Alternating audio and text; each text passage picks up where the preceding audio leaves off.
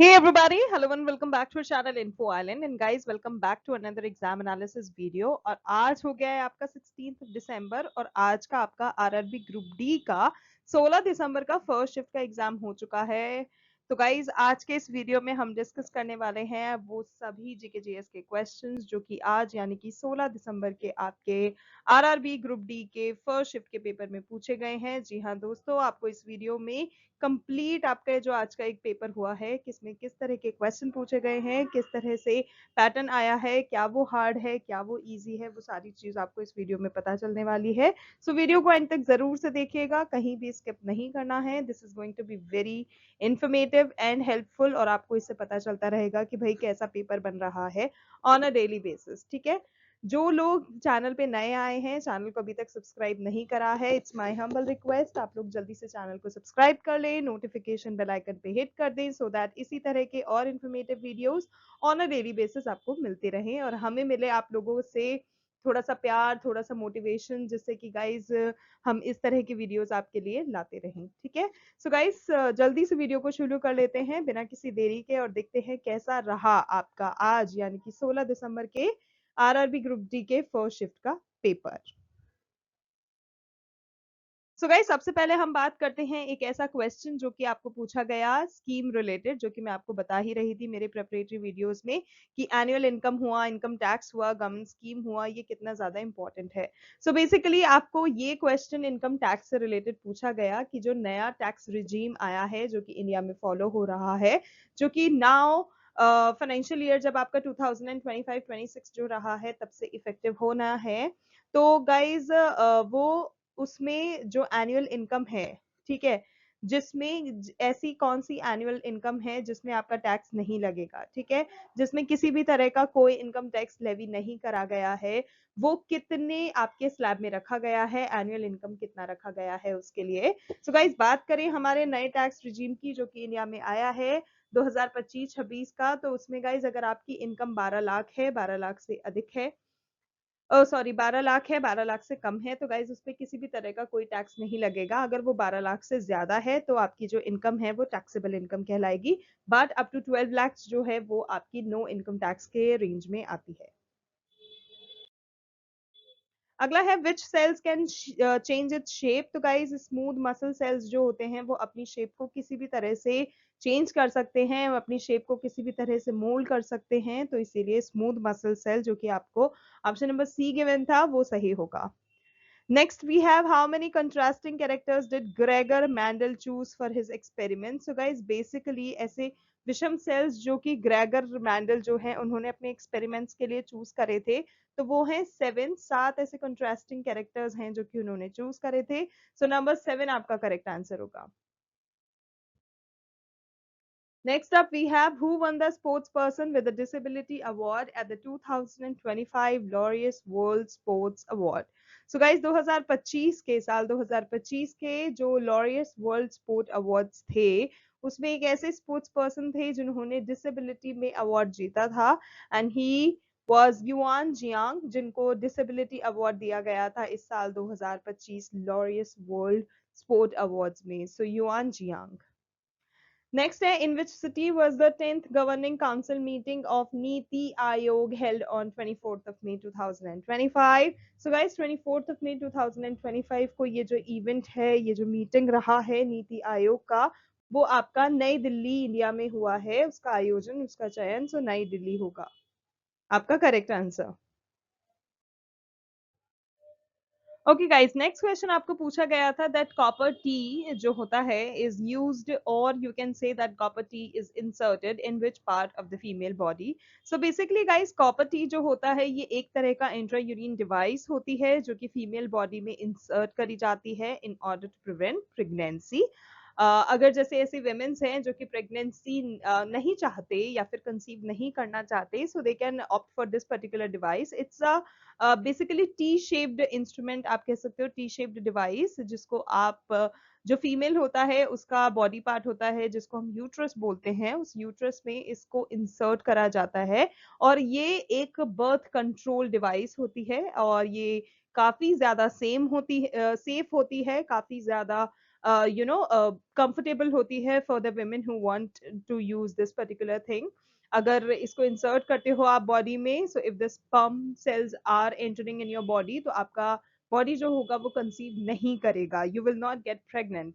इसीलिए copper T को काफी ज्यादा women यूज करती हैं, and because it is a safe choice, so it is mostly used in India. So copper T is inserted in the uterus.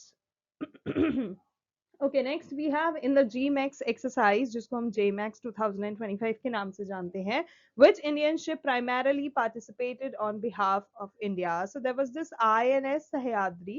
So INS Sahyadri जो था उसने इस JMAX 2025 में पार्टिसिपेट किया था फ्रॉम इंडिया. ठीक है, तो इंडिया को रिप्रेजेंट आप कह सकते हो किया है, इंडिया के बिहाफ में पार्टिसिपेट किया है. सो INS Sahyadri is the correct answer.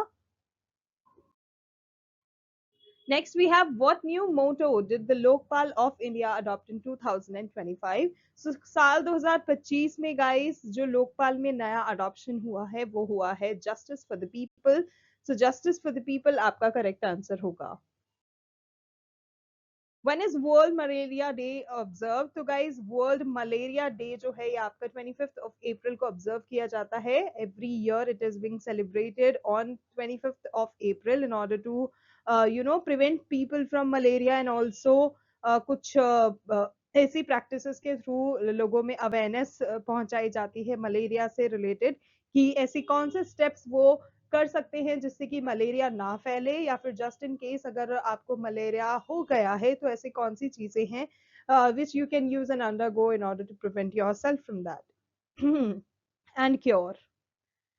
Okay, next we have in August 2025 which facility was inaugurated by the Chief of Army Staff, जिसको हम शॉर्ट में बोलते हैं COAS, General Upendra Dwivedi, at IIT Madras to bridge academic research and military needs. So basically Agni Shodh is the name. ये ऐसी facility है जो कि इंडियन आर्मी रिसर्च सेल के द्वारा आर्मी स्टाफ जो हैं हमारे जनरल उपेंद्र द्विवेदी, उन्होंने आईआईटी मद्रास में ये पर्टिकुलर जो फैसिलिटी है इसको इनॉग्रेट करा है, जिससे कि जो एकेडमिक रिसर्च और मिलिट्री नीड्स हैं उनके बीच का जो गैप है उसको फिल इन कर सके, उसके लिए एक ब्रिज प्रोवाइड करा सके, एक ब्रिज फॉर्म कर सके.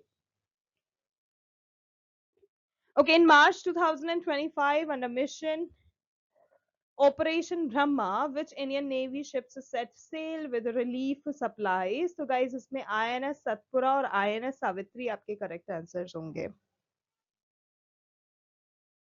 Okay, common salt is formed by the common salt का सबसे पहले मैं आपको बता दूं, common salt is NaCl which is sodium chloride.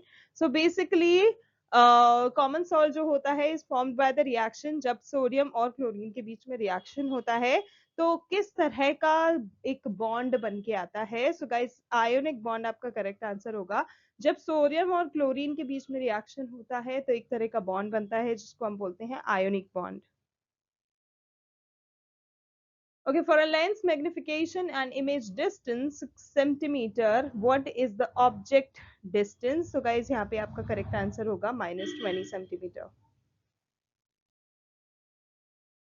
Okay, how does clove oil behave with acids and bases? So guys clove oil को अगर आप acid के साथ react कराते हैं तभी उसकी smell में change फॉर्म होता है, अगर आप उसको किसी बेस के साथ रिएक्ट करा रहे हैं तभी उसकी स्मेल में चेंजेस आपको देखने मिलता है. So basically there is this change in smell that happens जब भी क्लोव ऑयल जो है वो एसिड्स एंड बेसिस के साथ इंटरैक्ट करता है. Okay, next is which type of joint involves ligaments bone to bone with the synovial fluid? So basically there is the synovial joint जो कि इस चीज के लिए responsible होता है. So synovial joint. Okay, which structure of plants help them to float on water? So basically guys plants के अंदर एडेनकाइमा करके एक टिश्यू जो होते हैं कुछ प्रेजेंट होते हैं जो कि उनको पानी पर फ्लोट करने पे मजबूर कर देते हैं. So there is this एडेनकाइमा kind of structure of plants present in the plants जो कि आपको जो कि उनको पानी पे फ्लोट करने देते हैं. Okay, if the velocity of an object is doubled by how doubled? Okay, if the velocity of an object is doubled, by how many times does its kinetic energy increase? So basically kinetic energy क्या होगी, उसकी 4 times बढ़ जाएगी. अगर मैं किसी भी object की वेलोसिटी को दुगना कर दूंगी तो उसकी जो काइनेटिक एनर्जी होगी वो चौगुना हो जाएगी. So basically 4 times is the correct answer. Okay, which of the following does not have a membrane? जिसमें आपको अलग अलग ऑप्शंस दे रखे थे उनमें से राइबोसोम्स आपका करेक्ट आंसर होगा. Ribosomes does not have membrane. Where is the center of curvature of a concave mirror located? So center of curvature की अगर हम बात करें for a concave mirror, so guys it is there in front of the mirror at a distance of 2f. ठीक है. So in front of the mirror, if you are standing at a distance of 2f, that is the point exactly जहाँ पे आपका center of curvature जो होता है concave mirror में वो located होता है. Okay, which ministry mainly issues the air quality index in India? So there is this Ministry of Environment, Forest and Climate Change, who is responsible for issuing and reporting everything related to air quality, environment, and the quality index of air in India. So Ministry of Environment, Forest and Climate Change.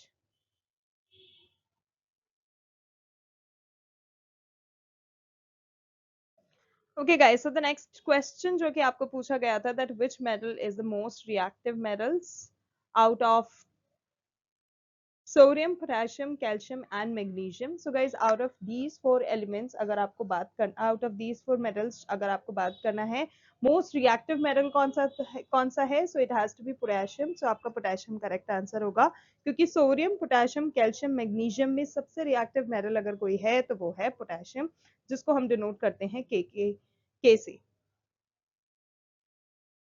Okay, next is in June 2025, India signed an MOU, which is Memorandum of Understanding, with Kongsberg Company of which country for the construction of its first indigenous polar research vessel, which is PRV in short. So guys, basically this company, Kongsberg Company जो है ये Norway की एक company है जिसके साथ India ने एक मेमोरेंडम ऑफ अंडरस्टैंडिंग साइन करा है जून 2025 में, जिससे कि जो सबसे पहला इंडिजिनियस पोलर रिसर्च वेसल जो है उसका कंस्ट्रक्शन स्टार्ट किया जा सके. सो बेसिकली अगर हमें उस कंट्री का नाम बताना है, so it has to be Norway, जिसकी ये कंपनी है Kongsberg. So Norway is the correct answer. Okay, the ozone layer protects the earth from which harmful radiation? So we all know there are UV rays. अब बात करें UV rays क्या होती हैं? So they are ultraviolet radiations. तो जो ये ultraviolet radiations होती हैं जिनको हम UV rays बोलते हैं, उसमें UVB और ये जो UVC होती है, ठीक है, इसको अर्थ पर हार्मफुल इसके जो रेडिएशंस होते हैं वो ना पहुंचे उसके लिए हेल्प करता है ओजोन लेयर. जो ओजोन लेयर होता है वो अर्थ को इन पर्टिकुलर रेज से बचाने का, इन हार्मफुल रेडिएशन से बचाने का काम करता है. Okay, an object starts from rest and attains a speed of 60 meter per second in 5 minutes. What will be the acceleration? So in this particular in this particular numerical, if you have to calculate acceleration, तो आपका वो acceleration होगा 0.2 meter per second square. Okay, which place was declared as India's new and 58th Tiger Reserve in 2025? So guys, 2025 में 58th Tiger Reserve जिसको announce किया है वो है आपका माधव नेशनल पार्क. सो माधव नेशनल पार्क आपका करेक्ट आंसर होगा. Next is at which venues was the Khelo India Para Games, which is KIPG 2025 held. So guys, 2025 में जो ये खेलो इंडिया पैरा गेम्स जो थे वो अलग अलग जगहों पे खेले गए थे इंडिया में, जैसे कि जवाहरलाल नेहरू इंडोर स्टेडियम जो है वहां पर भी उसे खेला गया.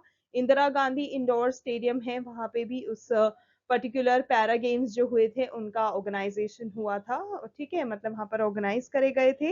इसके अलावा doctor Karni Singh shooting range जो है वहां पे भी ये खेलो इंडिया पैरा गेम्स को आयोजित किया गया था.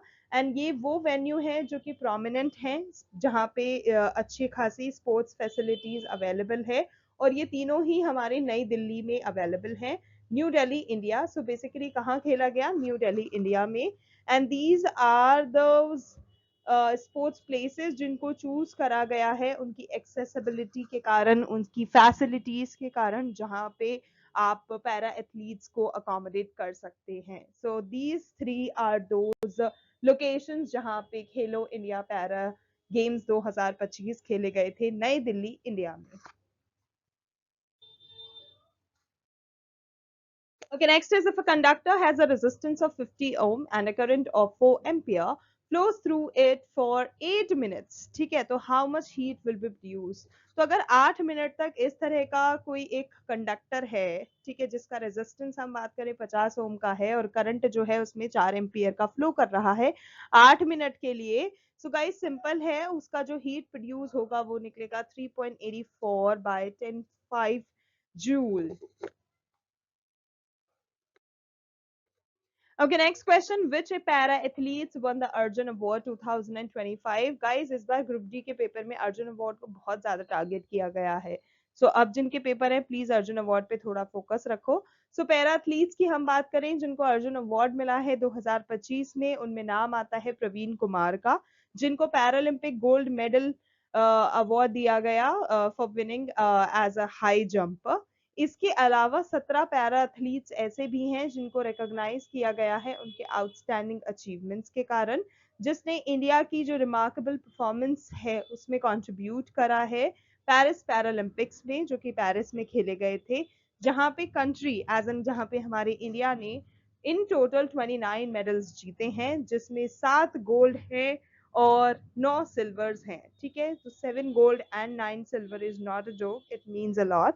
एंड बात करें ये जो अवार्ड सेरेमनी है ये कब हुई थी, कहाँ हुई थी? So this particular award ceremony was held on 17th of January 2025 और राष्ट्रपति भवन में ये हुआ था, जहाँ पे जो हमारी इंडिया की प्रेसिडेंट हैं मिस द्रौपदी मुर्मू, उन्होंने ये अवार्ड जो है ये प्रेजेंट करा था उन सभी टॉप एथलीट्स को जिन्होंने अलग अलग कैटेगरीज में काफी इंडिया का नाम रोशन किया है.